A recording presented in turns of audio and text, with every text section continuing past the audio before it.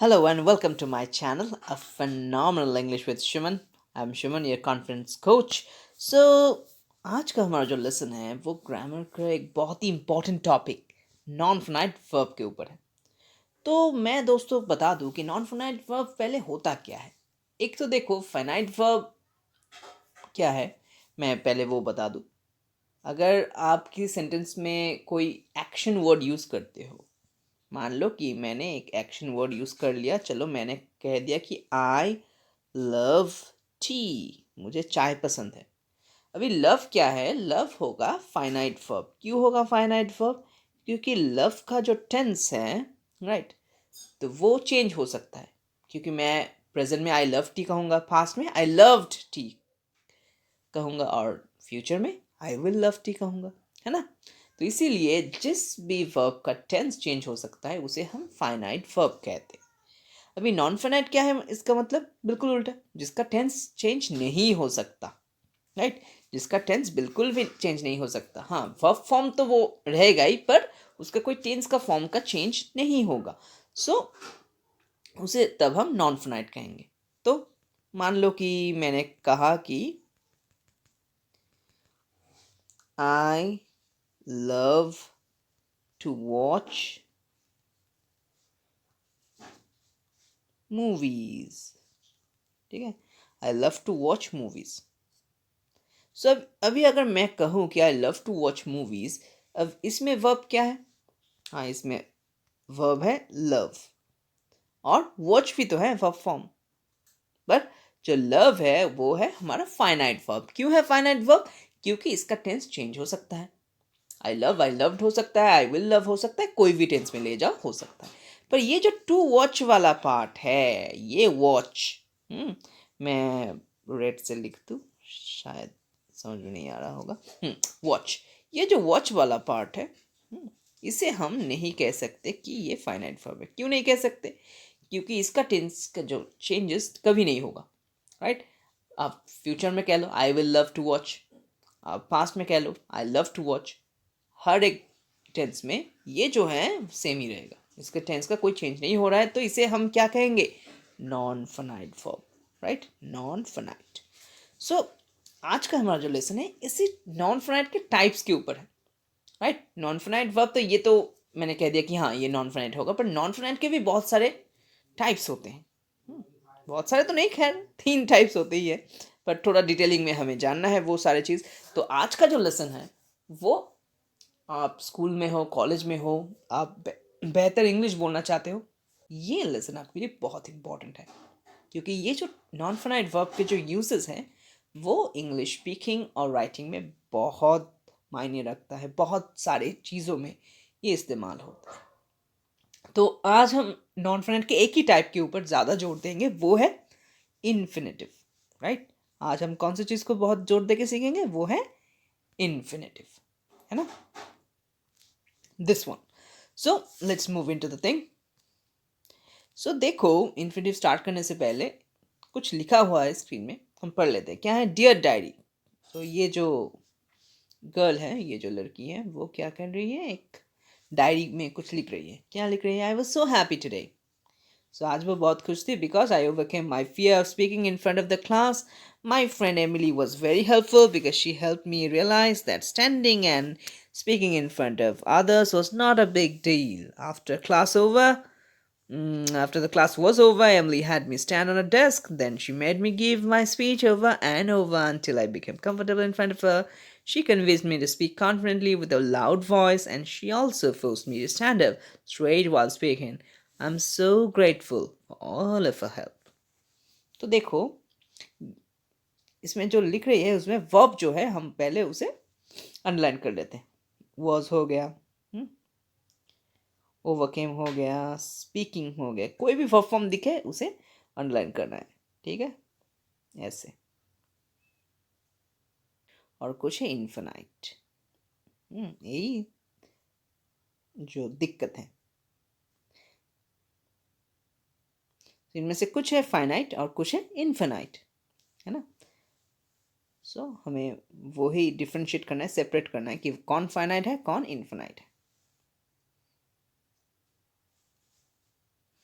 सो देखो, यहाँ पे जो आई वॉज होगा, मैं जो फाइनाइट वर्ब है उसे मैं बस कुछ नहीं करूँगा, जो इन्फिनाइट है उसे मैं टिक कर दूंगा, ठीक है। अभी अभी was, I was so happy, इसमें एक ही वर्ब है तो ये है फाइनाइट, क्योंकि वॉज को आप एम भी कर सकते हो ना, प्रेजेंट में कर सकते हो।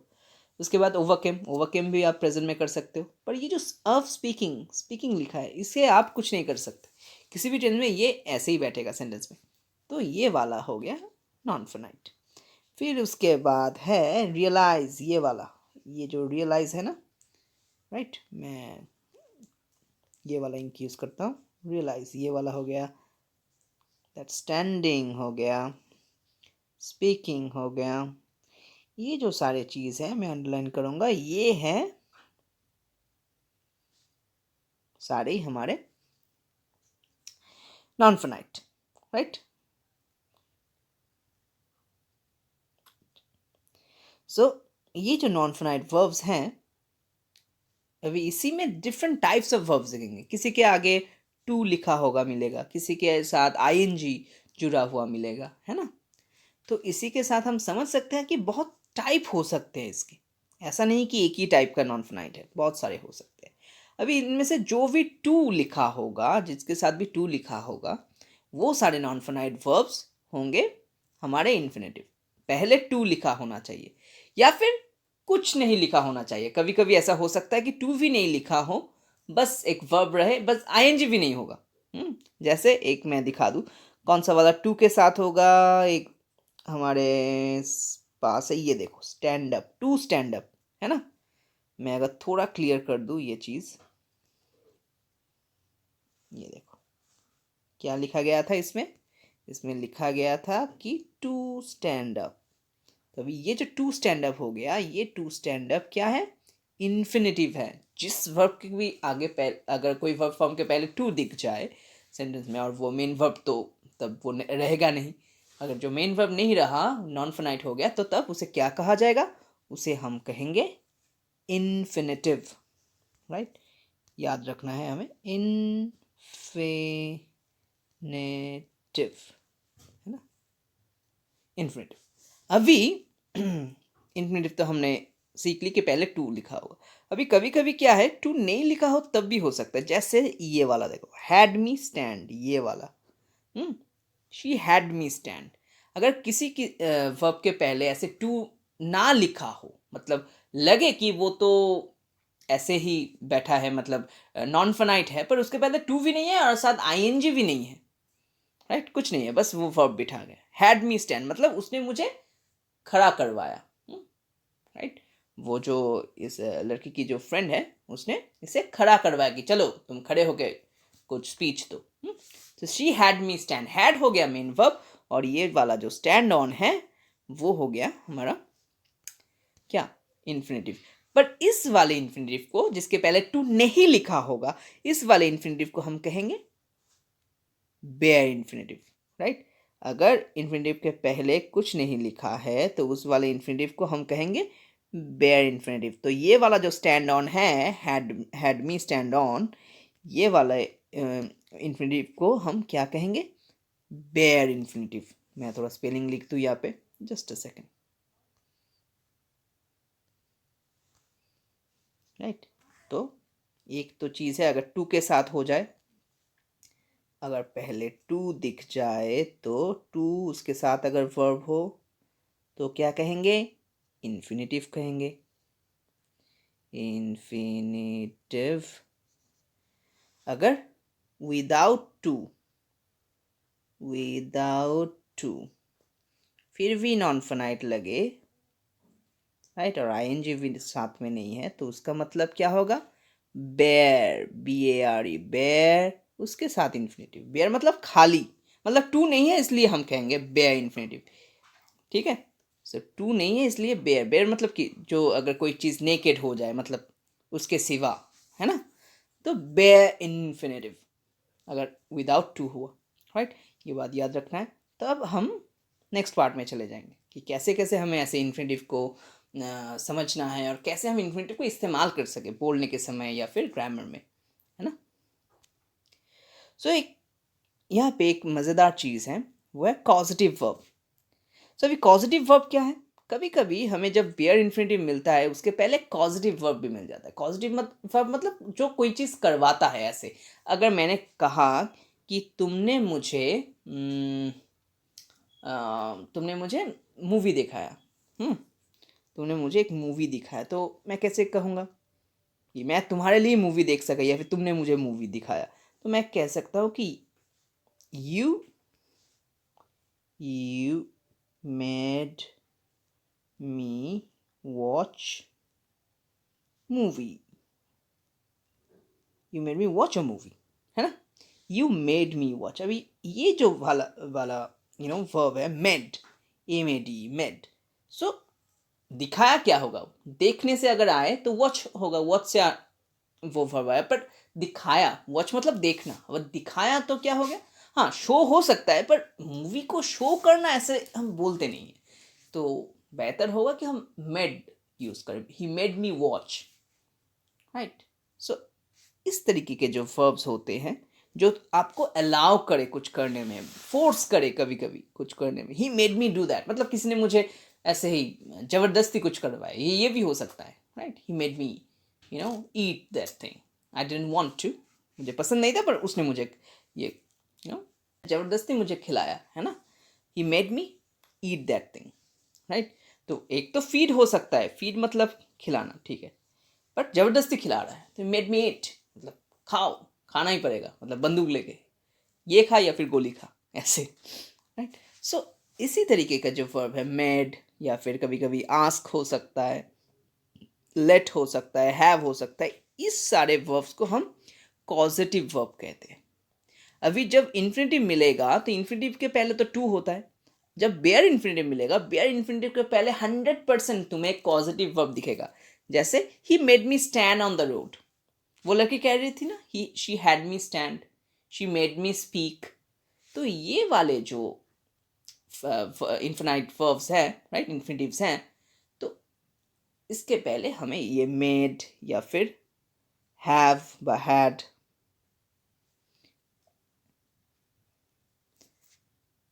या फिर मेड या फिर हैव और हैड, ये सारे causative verbs, right, causative verbs मिल जाएंगे। Causative verb describe someone or something enabling or causing. कोई इनेबल कर रहा है तुम्हें, कॉज कर रहा है, अलाउ कर रहा है तुम्हें कुछ करने में। लेट भी हो सकता है, he let me do this, he let me do this मतलब उसने मुझे अलाउ किया ये करने में।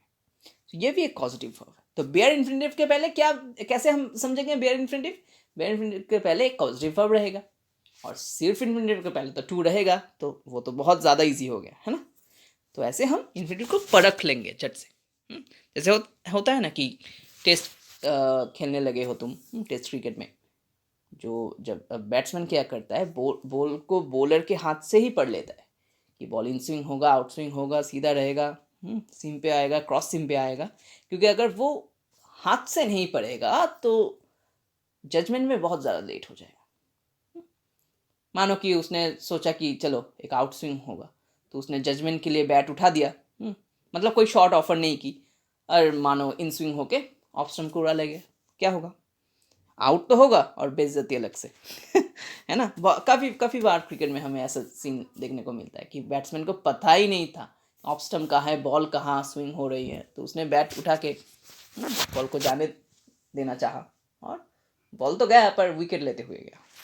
तो बहुत ज़्यादा बेइज्जती होती है ऐसी चीज़ में, कि आप ओवर कॉन्फिडेंट हो या फिर आपको पता नहीं फिर भी आप ट्राई कर रहे हो, आप बस स्टाइल कर रहे हो कि हाँ मैं तो बॉल को ऐसे ही लीव कर दूंगा, क्योंकि लीव करने का आर्ट है, ठीक है, बॉल को लीव करना एक आर्ट है, क्रिकेट में माना जाता है। खैर ये तो कुछ और ही बात हो गई। खैर, तो इन्फिनेटिव क्या है? टू के साथ आएगा, बेयर इन्फिनेटिव पॉजिटिव वर्ब के साथ आएगा, है ना? इसके बाद क्या है देख लेते हैं। तो rewrite this sentence replacing the verb in red. तो इस वर्ब्स को हम जो अभी क्या है, कहा गया कि rewrite the sentence replacing the verb in red with an infinitive. अभी रेड में कुछ दिया नहीं है तो मैं भूल गया ये जब बना रहा था कि रेड से वर्ब को अंडरलाइन करना है, तो मैंने कुछ अंडरलाइन किया नहीं है, बट हम समझ सकते हैं कैसे होगा। देखो, Mrs Sharma is the only जज हु वोटेड फॉर मी।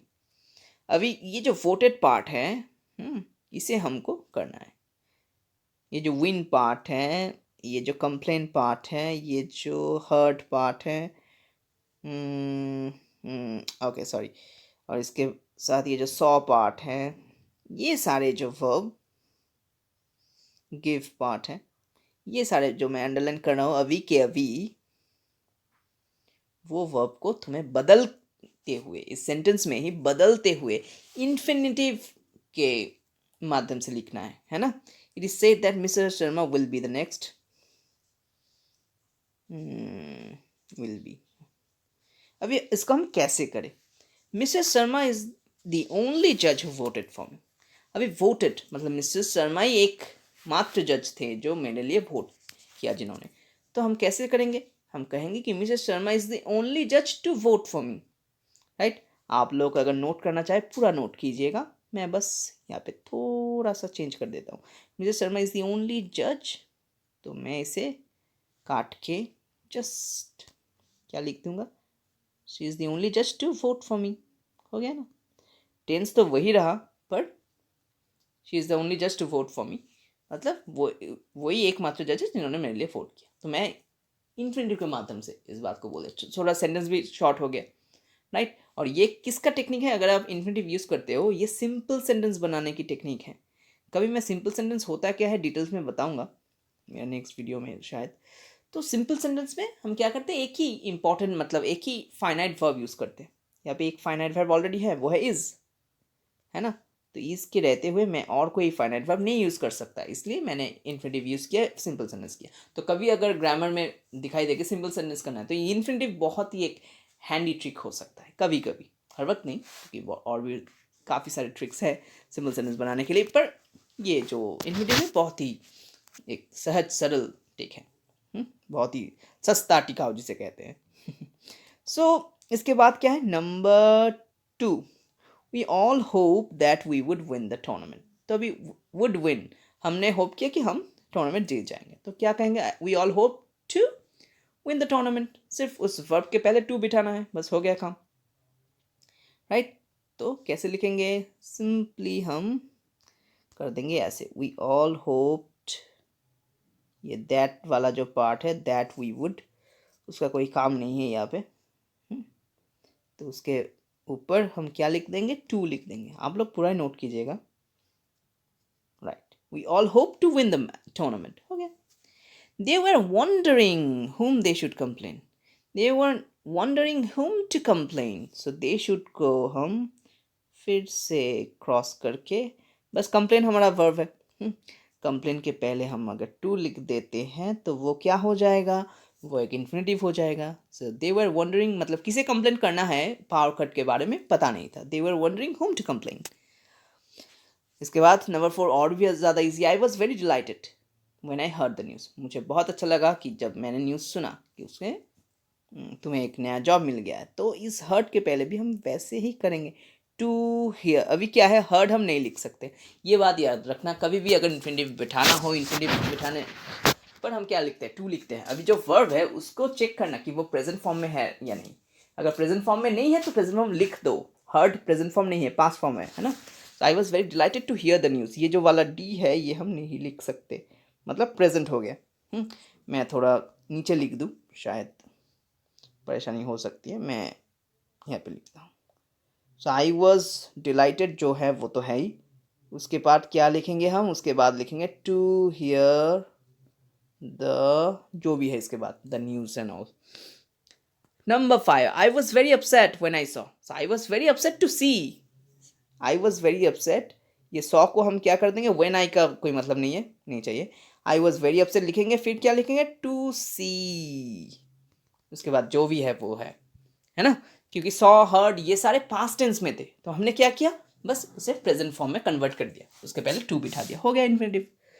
फिर उसके बाद क्या है, माई मदर प्रॉमिस्ड, फिर देखो same cheese, that she would, ये वाले चीज़ हमें कोई ज़रूरत नहीं है, दैट शी वुड का कोई मतलब नहीं बनता, हम क्या करेंगे, दैट शी वुड को क्रॉस कर देंगे, उसके जगह बिठा देंगे एक टू,